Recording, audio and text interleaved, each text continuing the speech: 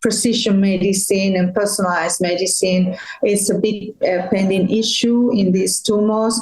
We have learned in recent years, the several important papers have comprehensively analyzed from a molecular perspective pancreatic neuroendocrine tumors. They have identified most common mutations, involving DNA repair, involving telomere remodeling, involving mTOR pathway, and in other pathways. And what we need to see whether these different subgroups